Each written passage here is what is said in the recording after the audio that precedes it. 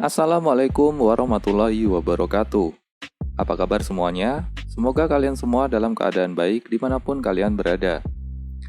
Kali ini saya akan merangkum alur cerita dari sebuah film yang berjudul Tenet, besutan Christopher Nolan, yang rilis pada tahun 2020. Jika kalian belum pernah menontonnya, maka saya sarankan kalian menonton filmnya terlebih dahulu, karena video ini adalah full spoiler konten. Film Tenet bercerita tentang seorang agen CIA yang ditugaskan untuk mencegah Perang Dunia Ketiga yang disebabkan sebuah teknologi di masa depan. Teknologi ini membuat objek manusia atau benda dapat melakukan perjalanan waktu secara terbalik. Jadi dalam film ini ada dua perspektif atau sudut pandang yang perlu kalian pahami. Pertama, sudut pandang dari orang yang berjalan di alur waktu normal, dan kedua adalah sudut pandang dari orang yang berjalan di alur waktu mundur atau terbalik. Langsung saja kita masuk ke alur ceritanya.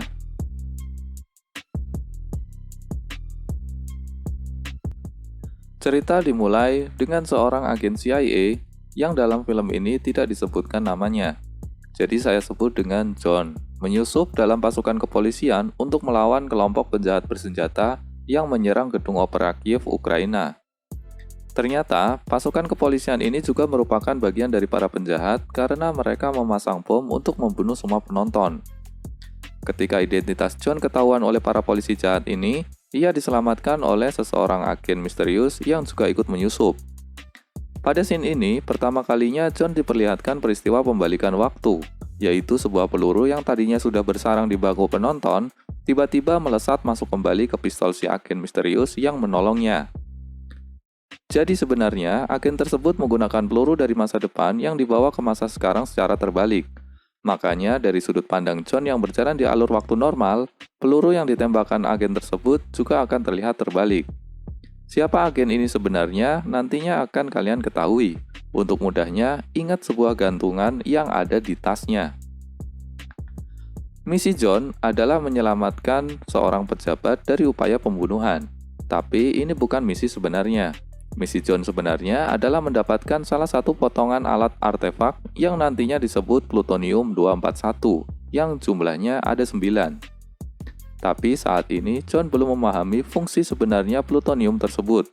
Singkatnya, setelah John menyelesaikan misinya, John dianggap melakukan kesalahan karena misinya berbeda dengan misi awal. Hal ini membuat John menelan pil bunuh diri agar identitasnya tidak ketahuan. Kenyataannya, pil bunuh diri tersebut ternyata palsu, hanya membuat John koma. Ternyata misi awal ini adalah tes bagi John untuk diuji loyalitas dan kemampuan bertahan hidupnya untuk mengemban misi selanjutnya, yaitu menyelamatkan dunia dari Perang Dunia Ketiga yang disebabkan teknologi pembalikan waktu dari masa depan. Misi ini diberikan oleh suatu organisasi misterius yang bernama Tenet.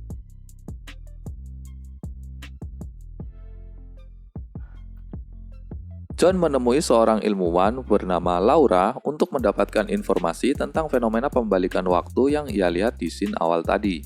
Ternyata tidak hanya sebuah peluru, namun banyak benda yang mengalami pembalikan waktu yang saat ini disimpan dalam ruangan yang penuh dengan loker. Pembalikan waktu yang terjadi pada peluru dan objek-objek lain tersebut bukan karena materi tertentu, melainkan perubahan perspektif objek tersebut terhadap waktu. Menurut perspektif John, pelurunya bergerak secara mundur, sedangkan menurut perspektif peluru, John dan lingkungan sekitarlah yang bergerak mundur. Jadi, pembalikan waktu saat ini sudah terjadi, meski teknologinya baru ditemukan di masa depan.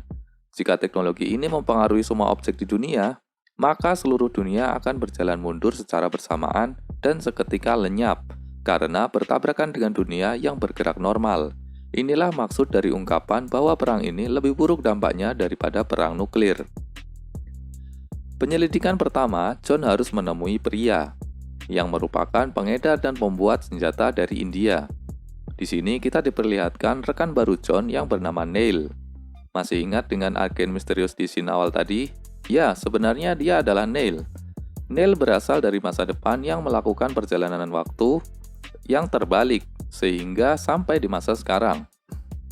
Neil sebenarnya sudah mengenal John di masa depan, namun Neil masih menyembunyikan informasi ini. Di masa sekarang, Neil bisa mengganti-ganti mode, kadang normal, kadang terbalik. Bagaimana caranya? Nanti akan dijelaskan di scene selanjutnya. Neil berjalan di alur waktu terbalik dan saat ini bersama John berjalan di waktu normal. Ciri-ciri ketika seorang melakukan perjalanan waktu terbalik, ia harus menggunakan masker oksigen. Ingat ya, memakai masker oksigen. Ini akan memudahkan kalian memahami cerita karena dalam cerita ini tokoh-tokohnya berganti-ganti mode antara terbalik dan normal.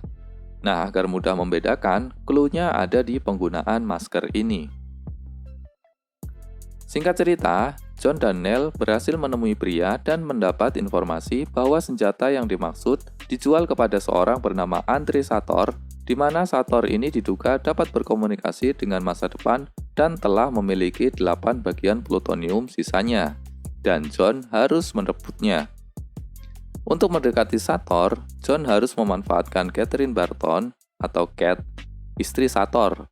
Hubungan Sator dan Cat tidaklah terlalu baik, bisa dibilang sangat buruk. Cat saat ini masih bertahan menjadi istri Sator karena anak sematawayangnya.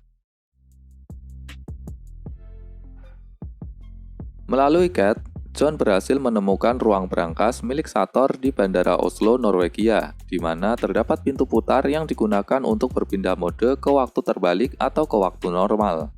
Jadi, Sator dan pasukannya ternyata dapat melakukan perjalanan waktu terbalik, yang mana saat ini tujuan Sator adalah mengincar potongan plutonium terakhir yang didapatkan John saat penyerangan gedung opera Kiev di awal scene tadi. Karena ketatnya keamanan, Neil meminta bantuan temannya yang bernama Mahir untuk menabrakkan pesawat kargo ke ruangan tersebut, sehingga mereka bisa masuk. Saat berhasil masuk ruangan ini, John dan Neil diserang seseorang yang sebenarnya orang ini adalah John sendiri, yang datang dari masa depan yang sedang melakukan perjalanan waktu terbalik. Sebenarnya John yang dari masa depan ini tidak berniat menyerang, namun karena John yang di masa sekarang belum tahu, maka terjadi baku hantam antar sesama John. Neil sebenarnya tahu itu John yang dari masa depan, sehingga ia mencegah John masa sekarang membunuh dirinya sendiri yang dari masa depan. Di sini kita diperlihatkan dari sudut pandang John masa sekarang yang berjalan di waktu normal, sehingga gerakan John dari masa depan tampak terbalik.